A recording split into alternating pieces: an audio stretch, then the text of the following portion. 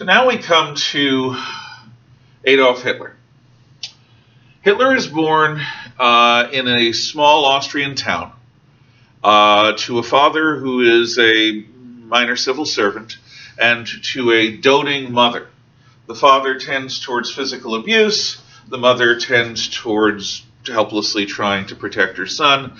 The father dies young, or while Hitler is still a child, before adolescence.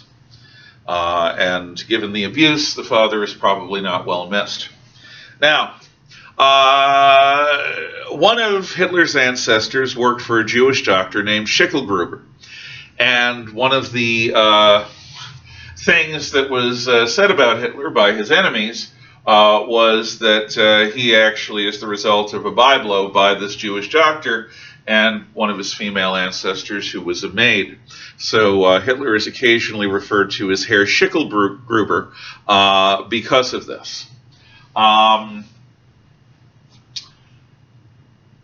a young man, he leaves home and goes to Vienna, the capital of the Austro-Hungarian Empire, where he intends to be an artist.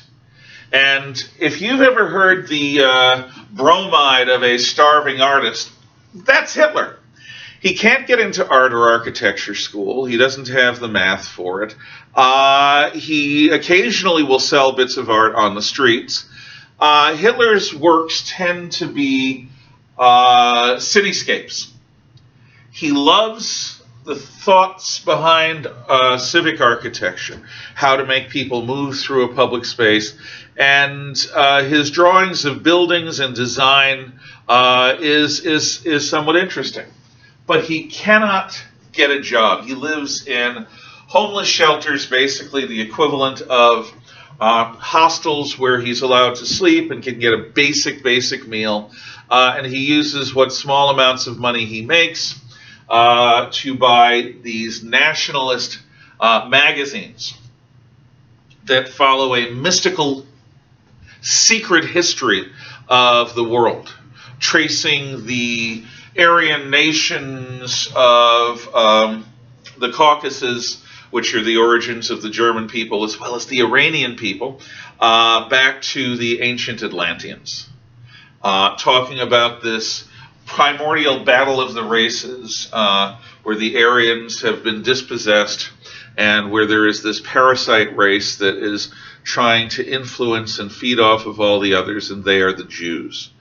Anyway, this fairly bizarre, mystical pseudo-history is eaten up by Hitler.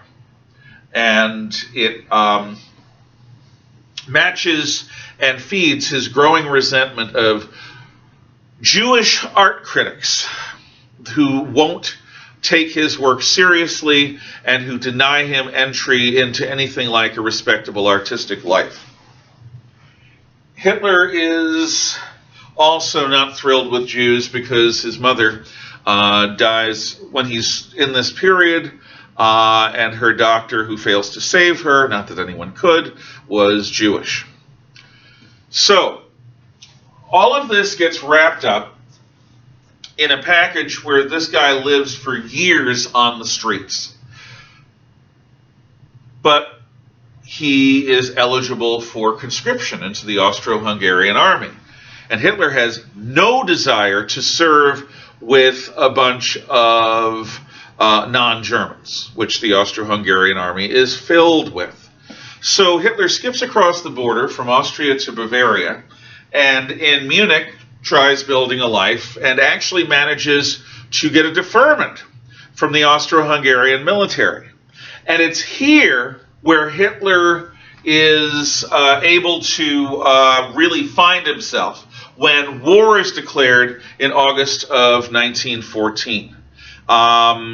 In fact, there is a famous photograph, which should be in one of the attachments, which shows Hitler in a cheering crowd in Munich, Bavaria, cheering the news of war.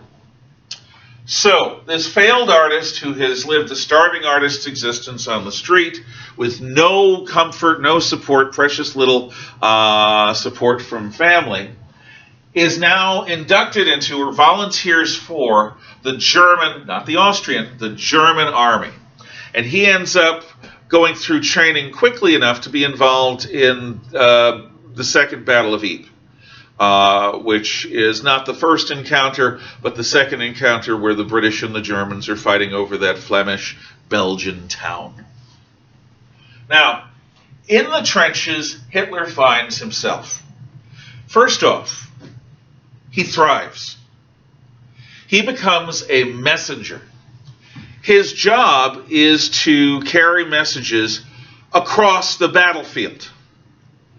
That means he's not doing an infantryman's job, which is to head pretty much edge on to the enemy, crossing no man's land as quickly as possible. No.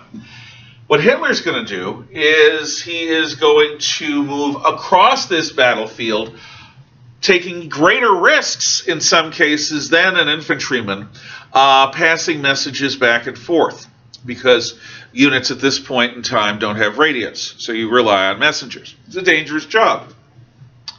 And Hitler thrives on it. He's promoted to corporal fairly early on. He wins the Iron Cross, which is a serious medal in the German army. He develops a love for dogs, particularly German Shepherds, who would have thought.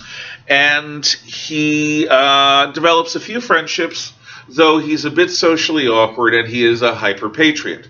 In other words, those soldiers around him who have difficulty handling the trench warfare, he will tend to call defeatists or traitors, and he'll distance himself from them. Hitler lives in the trenches from late 1914 all the way through 1918. He serves pretty much the entire war in the trenches as a corporal. He's not promoted above corporal, but he continues to serve in that dangerous frontline role. In the summer of 1918, Hitler is the victim of a poison gas attack. He, like several soldiers, are caught in the open and suffer from the burned out lungs of chlorine gas. He's brought to a hospital. Now, when Hitler was overcome by the gas, the Germans were still deep inside of France. It's still long before the Black Day of the German Army in October of 1918. His side has just had the St. Michael offensive. They may not be continuing that offensive, but they are certainly in a position of strength. And then he wakes up several months later, barely able to breathe. This is a man who has deep sense of his own artistic worth, but he's also found himself in his physicality running back and forth, giving messages and fighting in the trenches. And now he can barely function.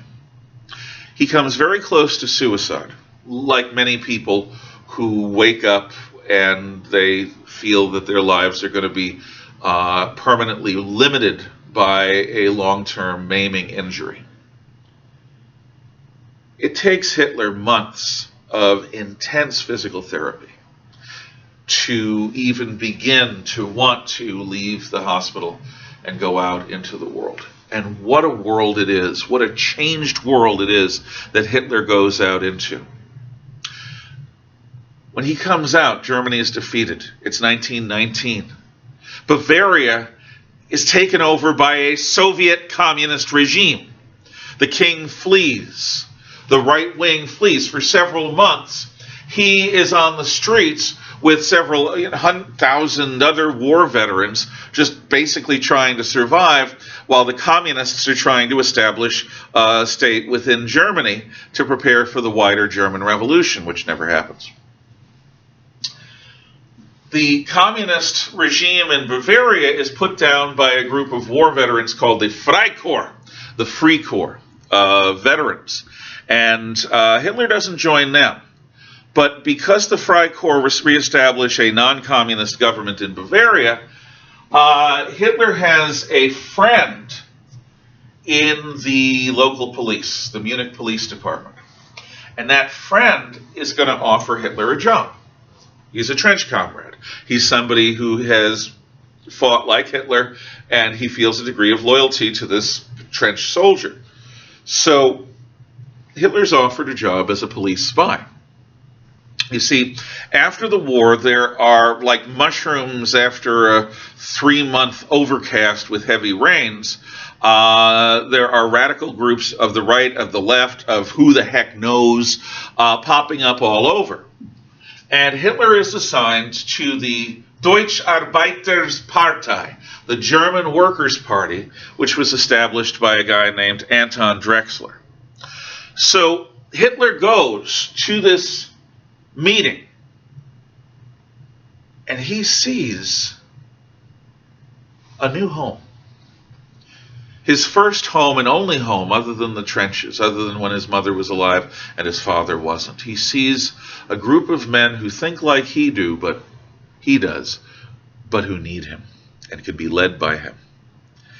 From Hitler's introduction into the German Workers' Party as a police spy, we'll take the next lecture.